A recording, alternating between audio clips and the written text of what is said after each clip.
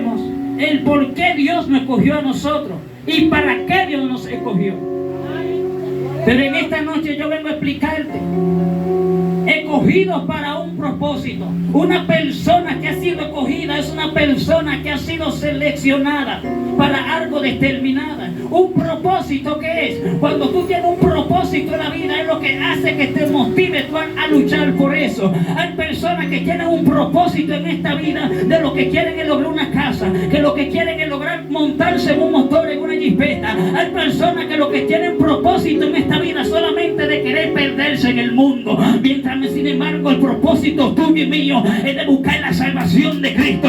Mas, sin embargo, el propósito que tienes tú y yo es de alcanzar la salvación de Jesucristo de Nazaret.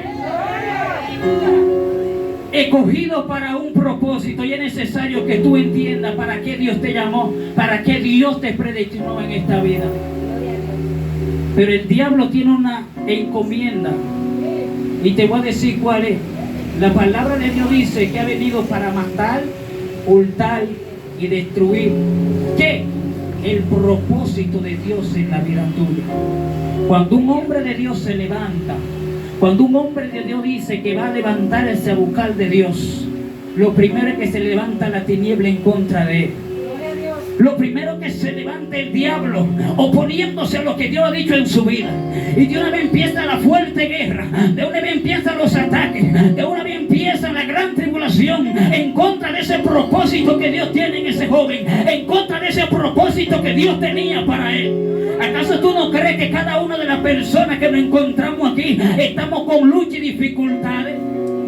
Estamos peleando por una salvación, la salvación de Jesucristo.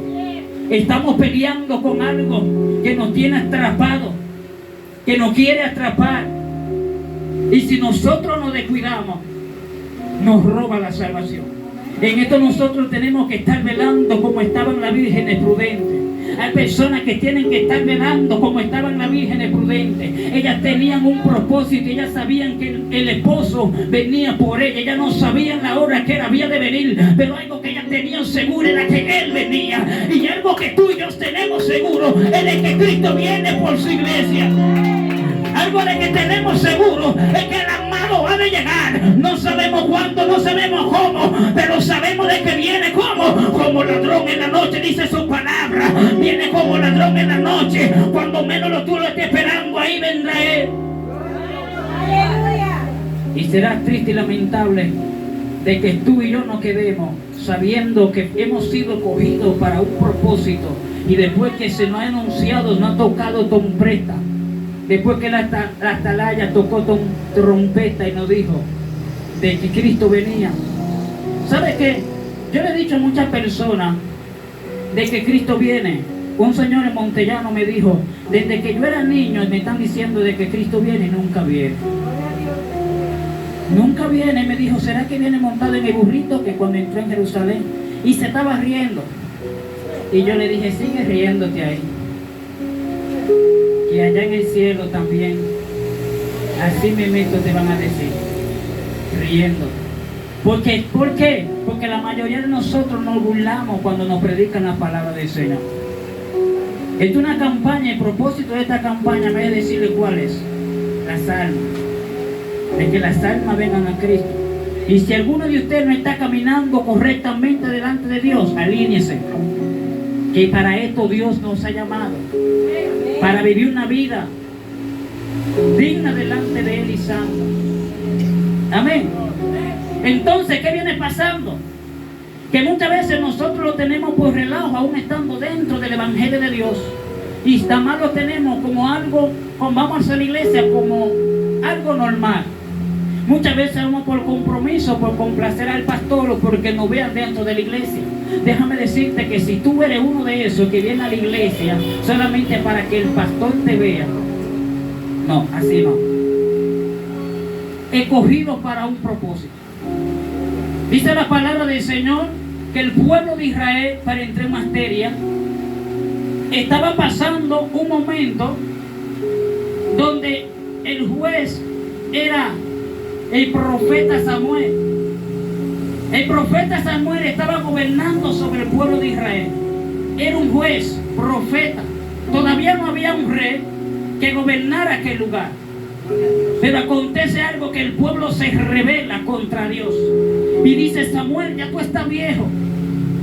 Y tus hijos no andan correctamente. No están gobernando de la manera correcta. Error número 1. Déjeme decir. Creer que porque su pastor ya tenga cana, o que su líder ya sea una persona mayor en edad, creer que no tiene la visión de Dios, creer que ha sido desechado por Dios. Y hoy en día se está viviendo eso, en que la mayoría de jóvenes, la mayoría de personas, porque se creen jóvenes y bien como la otra persona creen que ya Dios lo ha desechado. No, hay muchas personas que son mayores de edad. Yo los respeto y denle un aplauso al Señor, denle un aplauso a estas personas que son mayores de edad. ¿Por qué? Porque son personas que tienen 30 años en el Evangelio, y tú que tienes 1 año en el Evangelio no puedes venir a quitarlo de su puesto. No puede venir a menospreciarlo de su puesto. Personas que están guayando la yuca en el día hace tiempo, y una persona que se levanta tiene 2 y 3 años en el Evangelio, ya porque Dios empieza a usarlo, ya porque Dios empieza a hacer algo en la vida de ellos, ya quieren tener en poco aquel que tiene tiempo sacrificándose para Dios. El salmista David dijo: líbrame, Jehová, de levantar mi mano contra el ungido de Dios.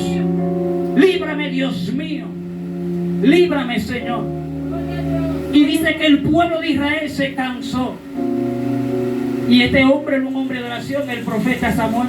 Y va ante Dios y le dice la queja. ¿Qué me enseña esto? Que cuando se levanten contra ti, no contra ti, es contra Dios. Pero ¿qué debes tú hacer cuando se levanten contra ti? Y delante de Dios y decirle: ay, Padre, mira lo que me dijo fulana. ¿A cuánto le ha pasado? Mira lo que me dijo mi hermana, Señor. Ay, que yo esto, que yo el otro. Padre, ¿por qué a mí? Y entonces Dios te va a dar respuesta y decir: tranquilo, no es a ti que te están desechando, que te están menospreciando, es a mí. Cuando uno de estos pequeñitos dice: ay de aquello que menosprecia a uno de estos pequeñitos, que le dé piedra de tropiezo. Al de uno de nosotros que hagamos caer un nuevo creyente. Al de uno de nosotros que haga caer a una persona. ¿Y sabe qué me revela el Señor? La palabra dice que este evangelio será predicado por testimonio. Y sabe un grave error que tenemos en la iglesia hoy en día, que las almas no se quieren arrepentir por el mal testimonio que tiene la iglesia, porque andan como un mundano, andan en la calle como sin nada y le andan hablando mal a la gente. Y hay un ay en la calle: ay, pero ese es cristiano, ay, esa es la sierva. Y entonces, ¿cómo tú quieres que se arrepienta si tú no le estás dando testimonio de que un cristiano, de que era una sierva de Dios? Hay que dar testimonio también, que donde tú vayas la gente diga: en ese joven se ve algo diferente, en ese joven se ve una luz que cambia, en ese joven yo quiero tener algo de lo que él tiene. No es por darme gloria ni nada, pero es difícilmente que donde yo llegue no me diga varón. Mi nombre fue cambiado hace 2 años atrás. 2 años atrás yo estaba descarriado. Y reconozco aquella cara de aquel varón. Varón, levante su mano. Usted quizás no se recuerda de mí, pero hace 2 años atrás aproximadamente, yo entré al colmado de él y él me estaba leyendo la Biblia. Y me habló del Señor y me decía: vuelve al camino del Señor. Y me predicaba. Yo le decía: no, varón, ahora yo no quiero eso. Y yo despreciaba la palabra de Dios. No. Y él estaba fajado ahí leyendo la Biblia. Y casualmente ahora yo lo reconozco a él. Y me recuerdo de que un día él me predicó, él me dijo de que yo tenía que arrepentirme. Yo no sé si él se recuerda, pero yo sí. La gloria de Dios que lo trae a memoria. ¿Qué debemos nosotros hacer? Predicar la palabra, porque algún día van a llegar, hermano. No nos debemos cansar, debemos predicarla. La palabra debe ser predicada a tiempo y afuera de tiempo. La palabra de Dios debe ser predicada aunque no le hagan caso. Es que usted piensa que no le están haciendo caso, pero hay alguien que se le queda esa semillita sembrada y algún día va a germinar y va a dar el fruto al 100 por 1. Algún día va a germinar y va a dar el fruto y va a crecer. Yo soy del campo. Y una de las frutas que más duran para dar fruto es la mata de coco y la de zapote. Allá en mi casa hay una mata de zapote que la sembraron cuando yo estaba niño. Y ya la mata va creciendo y todavía yo creo que no tiene zapote. Y yo siempre me quedaba mirando la mata, papi, pero ¿cuándo es que esa mata va a dar zapote? Y yo decía, tiene que esa mata de zapote esperar que ¿cuándo es? Y todavía yo creo que la mata no ha echado fruta. Y yo creo que el que la sembró tampoco va a recoger fruto de ella porque vendió el terreno. ¿Qué te quiero dejar dicho con esto? El que sembró la mata la sembró con un propósito. ¿Con cuál? De cosechar algún día y comer de los zapotes de esa mata. Mas sin embargo él tuvo que mudarse de ese lugar. Pero la mata está sembrada, la semilla está sembrada. Él sembró la semilla, no importando quién la vaya a cosechar ni quién la va a comer, pero lo importante es sembrar la palabra. Yo no sé si tú me estás entendiendo en esta hora. Tú tienes que sembrar la palabra, no importa donde se vaya a cosechar, pero alguien un día lo va a cosechar. Dios mío, Padre, la palabra de Dios hay que predicarla. La palabra de Dios como una semilla, el sembrador salió a sembrar. Unas fueron tiradas en pedregales, unas fueron tiradas en el camino, otras fueron tiradas en otro lugar. Mas sin embargo no fue en todas. ¿Qué te quiero dejar dicho con esto? Que si tú te ganas de almas para Cristo y solamente una permanece, dale gracias a Dios por esa. Fueron 10 leprosos que Jesús sanó, pero solamente uno se devolvió a agradecerle. No siempre todos van a permanecer, no siempre todos van a aguantar, pero con uno que se salve.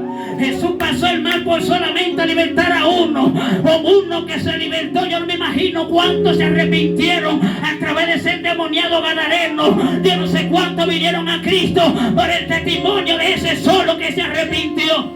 Y el Señor ha llegado aquí esta noche, aunque sea por uno que venga el Evangelio de Cristo. Levanta tu mano si tú lo puedes creer. Aunque sea uno, tiene que venir de tu familia. Aunque sea uno de tu familia, se tiene que levantar a profetizar. Aunque sea uno, se tiene que levantar de ti. Aunque sea tu hijo. La palabra de Dios dice que el padre de Saúl, no me relata que tenía más hermanos. No me relata que él tenía más hermanos, pero sí fue escogido de la tribu de Benjamín. Y cuando fue escogido, dice él que él no se tenía por nada. Él no sabía que iba a ser escogido por Dios para un propósito en la vida. Y oiga con lo misterioso que Dios muchas veces permite que en tu vida acontezcan situaciones para acercarte al propósito de Dios.